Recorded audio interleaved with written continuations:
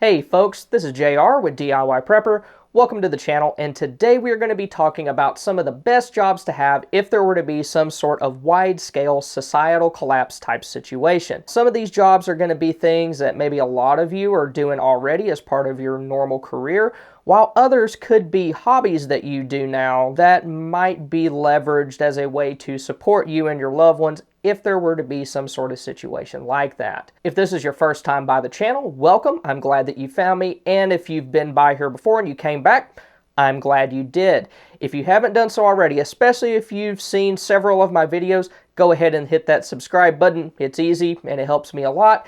And also, if there's any point during this video where you feel like you've got value out of it, you've learned something, or at the very least you felt entertained, go ahead and hit the like button at that time also. So when talking about a widespread collapse situation, it's important to understand that in the months and years following the event, that eventually there would be new forms of law, order, and economy that start to take the place of the ones that we lost. If you haven't seen it, I strongly recommend that you watch the docudrama After Armageddon. It was produced several years ago by History Channel. It does a very good job showing the different stages that people would experience post-collapse.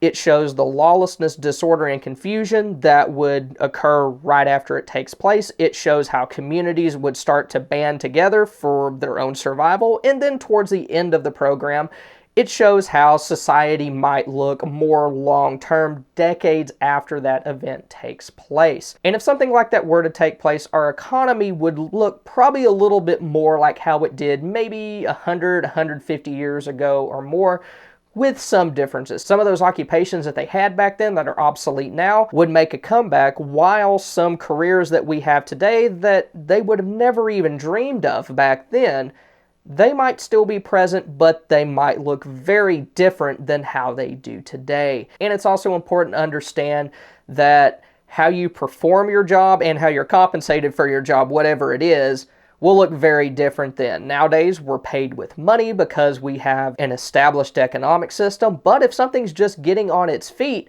you're probably not going to be paid with money. You're going to be compensated by being allowed to stay in a community and use its resources. You provide a service, you get to not starve. That's probably how it'll look, at least in the developing stages of that new economy. And then also, what you do for a living isn't going to be the only thing that you do to contribute to that community.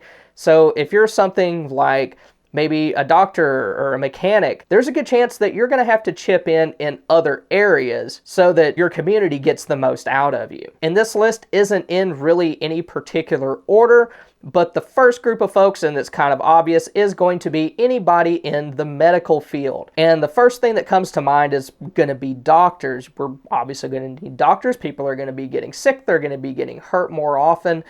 And I really think that somebody like a general practitioner, they're going to be a lot more useful to a community than, say, someone like a neurosurgeon who spent their entire career working on one particular thing. Now, of course, they're going to have general knowledge, but somebody who has made a career out of treating a wide range of different types of illnesses and injuries is going to be more useful in that situation. But that's not to say somebody like a trauma surgeon wouldn't be useful as well. Then also, nurses are going to be extremely important. They might not have the MD next to their name, but if you've been in a hospital for any length of time, whether you were sick or a loved one is sick, at least where I'm at, it really seems like the nurses have more of a clue of what's going on with their patients than the doctors do at times. Then veterinarians are going to be important because you want to be able to keep your animals well, whether it's livestock or animals like horses that you use for transportation or to help you work on your farm. And another medical job that's going to be useful is going to be pharmacists. Eventually, of course, we're going to run out of modern medications, but if there is a pharmacist who has knowledge of herbal remedies and how to take natural resources and create substitutes for medications that we have today, even though they might not be as strong or as effective as those medications, that person is going to be extremely useful to their community. The next jobs that would be useful in a post-collapse world would be anything that involves agriculture or helping keep large groups of people fed. If you're a farmer or rancher, especially if you own your own land, then you kind of already got a head start. You just might need to change maybe the types of crops that you grow, make them more diversified, and the same goes with maybe if you're a cattle rancher, you might want to start raising other animals as well. But even if maybe you're not a landowner, but you have like a solid amount of experience working in those fields, then of course that would still be useful. Then also beekeepers would be important because honey has a wide range of uses. Not only is it a food, it can be used to dress wounds as well as treat certain illnesses like sore throats. Fishermen and hunters would be important, especially fishermen, because I think in a long-term collapse situation, there's a good chance that a lot of larger game animals such as deer, they would probably be hunted at least nearly to the point of extinction, if not all the way to the point of extinction. But fishing, I think, is going to be something that's going to be a little bit more sustainable. And then also meat processors and butchers are going to be important for distributing the food that is either raised or harvested. Anybody that can build and operate a still is going to be extremely useful, and it goes beyond just for the whole beverage side of things. If you're able to create alcohol, that can also be used as antiseptics as well as fuel in some cases. The next type of job that would be absolutely essential in a post-collapse world is going to be anything that has to do with security. Folks with law enforcement and military backgrounds, they're the first ones to come to mind because you're going to want people defending your area that have actually had experience doing that before. And then also it goes beyond just keeping your community safe. You're probably going to want scouts to go out and see what's going on around you. And then also if you need somebody to go out and scavenge supplies, maybe from somewhere that's been abandoned, well, yeah, you might want to send a mechanic out there to go get like maybe tractor parts or whatever the case may be. You're going to need somebody to go with them to help keep them safe so that you don't lose somebody with a specialized skill set going out and getting stuff. And probably one of the most important people from a security and defense standpoint that you can have is going to be somebody that can teach others in your community those same skill sets. If there is a situation like that, you are going to need to have as many people trained and ready to go as possible, because if you only have like 5 or 10 people that are able to run checkpoints or do patrols, then you're going to be overrun very easily.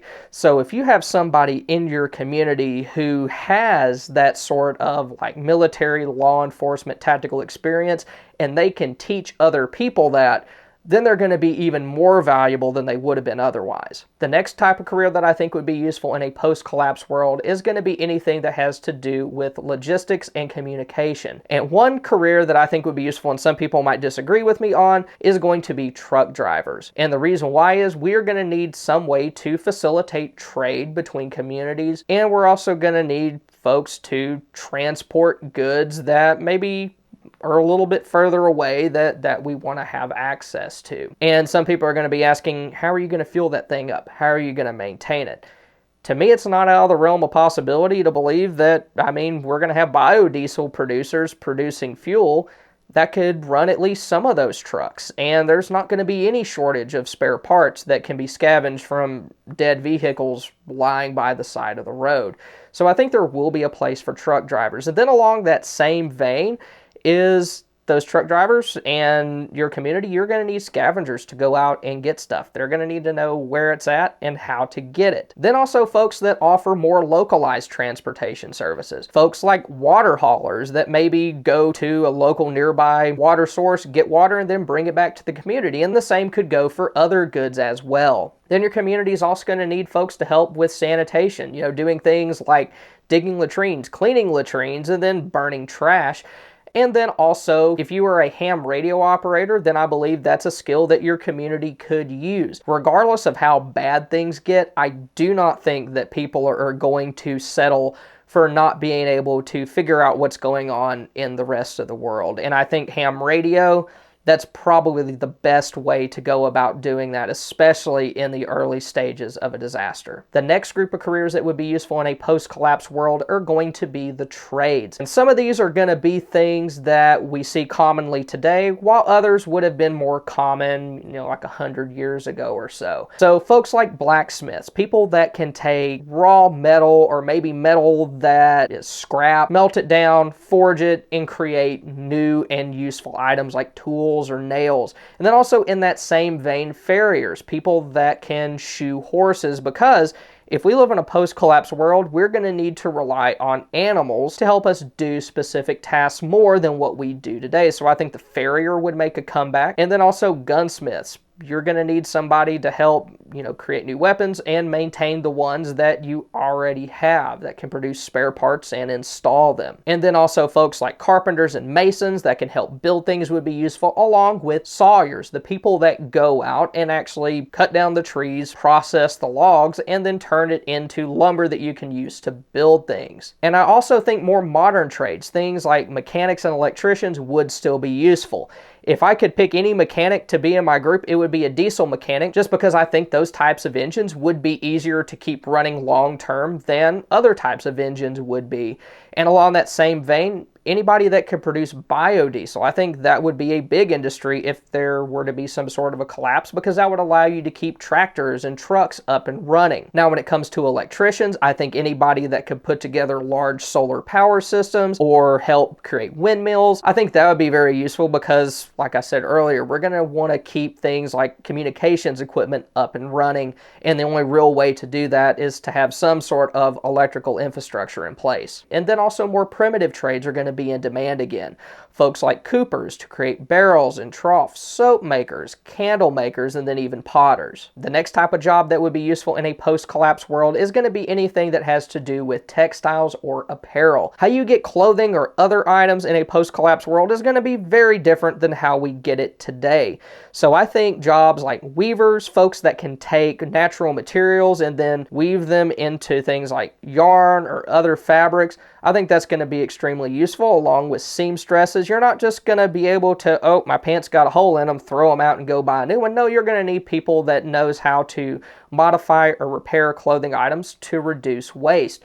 Then also cobblers, and no, you fatty, that's not what you're thinking of. It's not like peach cobbler. This is a person who builds things like shoes or boots. Then also leather workers are going to be extremely important. The world is going to need folks that know how to take something like a cowhide and then turn it into useful things like saddles and belts. And the last group of folks that I want to talk about that would be useful in a collapse type situation are going to be folks that deal with other people. These are going to be like your leaders, your managers, and I couldn't really think of a good title for this particular category, so they are people that deal with other people. And the first one is going to be folks in like community leadership.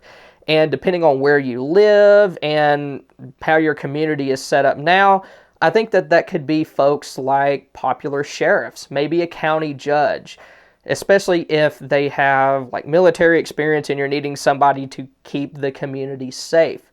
And then also it could even be like existing politicians or business leaders. And as much as we like to make fun of politicians, in a long-term collapse type situation, they might still be needed to go out and negotiate on our behalf, because they're all just bags of hot air more so than we are. And I mean, you're still going to need somebody to negotiate. Then also teachers are going to be important. There's still going to be kids running around, and you need somebody to take care of those kids and educate them. And given how education looks then will look very different than how it does today. What is taught will be more practical, but there's still going to be teachers. Then also there's going to be folks like clergy. Anytime that there is some sort of disaster or terrible situation that happens, interest in religion pretty much always goes up. And I know for a fact where I live that probably religion is probably going to be even more of a force in people's life than it is today. I mean, I'm in the Bible Belt, so I mean, it's already a